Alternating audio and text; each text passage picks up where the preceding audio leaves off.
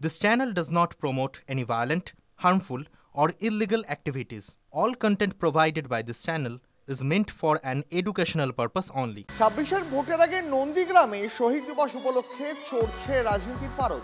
তৃণমূল কংগ্রেসকে পরিযায়ী বলে কটাক্ষ শুভেন্দু অধিকারী। বিরোধী দলনেতার খোঁচা, ভোট এলেই নন্দীগ্রামের কথা মনে পড়ে তৃণমূল কংগ্রেসের কলকাতার নেতাদের।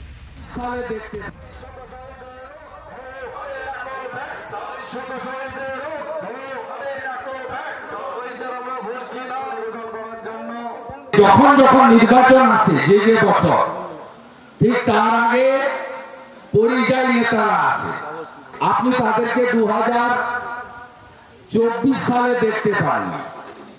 তাদের লোকাল ইউনিট থেকে তৃণমূলের করেছে। আমি লোকাল ইউনিটকে নিয়ে কিছু বলবো না, তারা আমারই বন্ধু, নন্দীগ্রামের বাসিন্দা।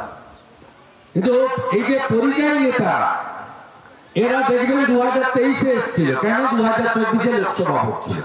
এবারে আসবে, তার কারণ 2026-এ ভোট নির্বাচন আছে, আসবে। তারপরে যদি বিদায় হয়ে গেল, একদম ঝাঁপ বন্ধ, চিরতরে ঝাঁপ বন্ধ। আর যদি চিটিংবাজি করে হরকে মরকে বেরিয়ে যেতে পারে, তখন দেখবেন যে 25 সালে এদের পাবেন না। 26-এ 27-এ কোনো ভোট নেই, আবার 27 সালে আসবে, কারণ 28-এ পঞ্চায়েতের ভোট। এদের সমস্ত হিসাবপত্র আছে।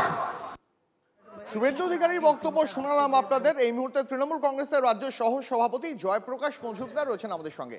জয়প্রকাশ বাবু, শুভেন্দু অধিকারী বলছেন ভোট এলে তারপর নন্দীগ্রামের কথা মনে পড়ে তৃণমূল কংগ্রেসের কলকাতার নেতাদের, কি বলবেন? কি আশ্চর্য কথা!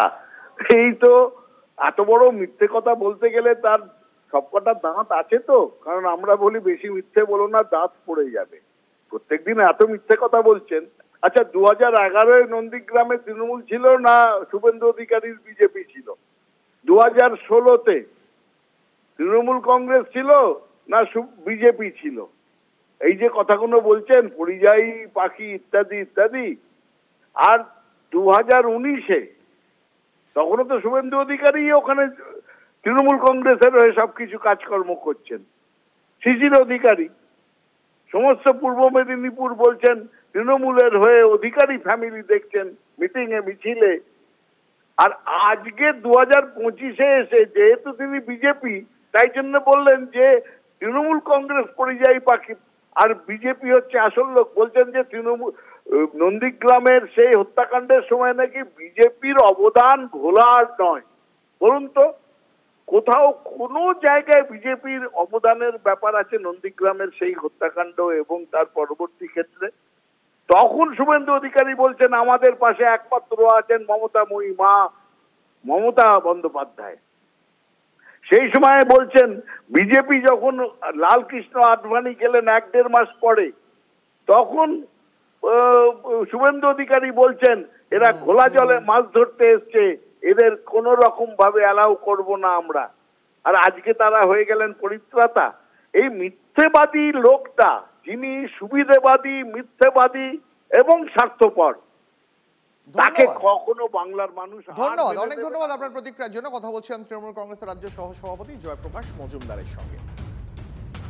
নন্দীগ্রামের শহীদ দিবস উপলক্ষে সোশ্যাল মিডিয়ায় পোস্ট মুখ্যমন্ত্রী মমতা বন্দ্যোপাধ্যায়। মমতা বন্দ্যোপাধ্যায় লিখেছেন, ভুলতে পারি নিজের নাম, ভুলবো না কো নন্দীগ্রাম। 2007-এ আজকের দিনে তৎকালীন বাম সরকারের বিরুদ্ধে গর্জে উঠেছিলেন নন্দীগ্রামবাসী।